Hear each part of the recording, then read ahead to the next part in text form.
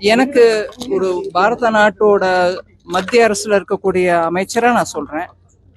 தமிழ்நாடு மத்திய அரசோட ஒரு கோஆபரேட்டிவ் மூட்ல போகும் அப்படிங்கிற மாதிரி சொல்லிருக்காங்க. அது ரொம்ப வரவேற்கத்தக்கது. ஏன்னா எந்த ஒரு மாவட்டத்துக்கும் எந்த ஒரு மாநிலத்துக்கும் குறைச்சலா பண்ணுங்க இல்ல நிறைக்க பண்ணாதீங்கன்னு பிரதமர் ஐயா என்னைக்கும் சொல்லல. இப்போ இல்ல, இதுக்கு முன்னாடி இருந்த ஆட்சியிலையும் சரி, தமிழகத்துக்கு கொடுக்க வேண்டிய எல்லா நிதியும் கொடுக்கப்பட்டது. அதை தவிர பெரிய பெரிய ப்ராஜெக்ட் தூத்துக்குடி மாதிரி இடத்துல பெரிய ப்ராஜெக்ட்ஸ் எல்லாம் கூட அப்பவும் எடுத்துட்டு வந்தோம். இப்பவும் தமிழகத்துக்கு கொடுக்க வேண்டிய எல்லா விதமான உதவிகளும் அவங்களுக்கு உரிமையாக கொடுக்க வேண்டிய தொகைகளும் கட்டாயமாக கொடுக்கப்படும். ஒரு நிமிஷம் இருக்கு, எல்லாருக்கும் பதில் சொல்றேன். ஆனா ஒண்ணா பண்ணு. சட்டப்பேரவையில கூட்டத்தொடரும் போது தற்போதைய முதல்வர் முன்னாள் முதல்வர் ஒரு குட்டிக்காலம் விமர்சனம் பண்ணிடுறாரு. அதை எப்படி பாக்குறீங்க? அரசியல் விமர்சனம் சட்டசபையில பண்ணாம வேற எங்க பண்ண முடியும்? எதிர்கட்சியும் பதில் சொல்லட்டும், ஆளும் கட்சியும் பேசட்டும். அதனால தப்பு ஒண்ணு இல்லைங்களே. The truce between US and Iran, will it help reduce uncertainties as of now? Yes, if the truce will come into play, yes, it will help the uncertainty to be removed. Meaning uncertainty will go away. We can plan with a bit more confidence. Not just us, any country. காஞ்சிபுரத்துல medical college பத்திலாம் இதுவரைக்கும் வரல madam. நிறைய பேர் மருத்துவ கல்விக்காக வந்திருக்காங்க. ஆனா காஞ்சிபுரத்துல இருந்து மெடிக்கல் காலேஜ் இல்லாம இருக்கு மேடம். அதுக்கு நீங்க தமிழக அரசு கேட்க சொல்லுங்க. ஏன்னா மத்திய அரசு மூலமாக ஒவ்வொரு மாவட்டத்திலும் மெடிக்கல் காலேஜ் அமைக்கிறதுக்கும் காலேஜோட சேர்த்து ஹாஸ்பிட்டல் அமைக்கிறதுக்கான 3 பட்ஜெட்டுக்கு முன்னாடி நான் கொடுத்துருக்கேன் வாக்குறுதி.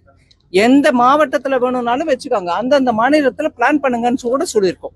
ஸோ தமிழக அரசு அதையும் புரிஞ்சுக்கிட்டு அதுக்கேற்ற மாதிரி பிளான் பண்ணிக்கிறோம். பல்வேறு திட்டங்கள் அறிவிக்கிறாங்க. அதனால நிதி சுமை அதிகமாகுது, கடன் ஆகுது. ஒவ்வொரு மாநிலத்தில் அதிமுக ஆட்சியில் ரொம்ப 5 லட்சம் கோடியும் 10 லட்சம் 13 லட்சம் கோடியும் போயிருக்கா சொல்றாங்க வெள்ளை அறிக்கையில. இன்னும் கூடுதலா போக போக நாட்கள் ஆண்டுகள் ஆகும், இன்னும் கூடுதலா நிதி ஆகும். ஒரு நிமிஷங்க. ஒரு கடன் வாங்குறோம்னா அதன் மூலமாக ஒரு பொதுமக்களுக்கான சொத்து கட்டி உருவாக்கி அது பொதுமக்களுக்கு கொடுக்குறோம். சொத்துனா என்னங்க?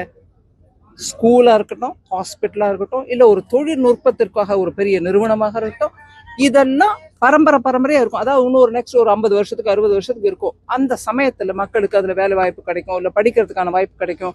அதன் மூலமாக தொழில் அந்த இடத்துல வளரும். இல்ல அதை சுத்தி இருக்கக்கூடிய இடத்துல ஹாஸ்டல்ஸ் கட்டுவாங்க, பிள்ளைங்க வரத்துக்கு போறதுக்கு டிரான்ஸ்போர்ட் பெருகும். இப்படியாக ஒரு சொத்து கிரியேட் பண்ணினா, கடன் வாங்கி கிரியேட் பண்ணா கூட அதன் மூலமாக எக்கானமியில பலதரப்பட்ட தாக்கம், நல்ல தாக்கம், கெட்ட தாக்கம் இல்லை, நல்ல தாக்கம் ஏற்பட்டு அதன் மூலமாக எக்கானமி வளரும். இது எல்லாரும் ஒப்புக்கொள்ளக்கூடிய ஒரு தியரி. அதனால நான் கடன் வாங்கிட்டே போறோம். கடன் வாங்கி அதன் மூலமா என்ன பண்றோன்றதுதான் விஷயம்.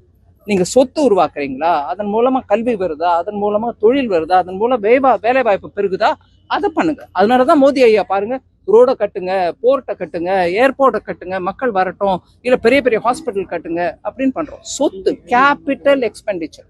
நீ அதை பண்ணாம ரெவென்யூ எக்ஸ்பெண்டிச்சர், அதாவது இன்னைக்கு மக்கள் கையில பணத்தை கொடுத்துடுறேன், இவங்களுக்கு உயர்வை கொடுத்துடுறேன், அவங்களுக்கு சம்பளத்தை கொடுத்துறேன், இன்னும் 1000 பேருக்கும், இதை மாத்திரம் பண்ணிருக்கணும். ஆனா இதை பண்ணக்கூடாதுன்னு சொல்ல, இதையும் பண்ணுங்க. உங்களுக்கு வசதி இருக்கும்போது பண்ணுங்க. வசதி குறைச்சலா இருக்கும்போது வாங்குற கடனை நல்ல சொத்து அமைப்பதற்கு செலவழிக்கணுங்கிறது தான் தத்துவம்.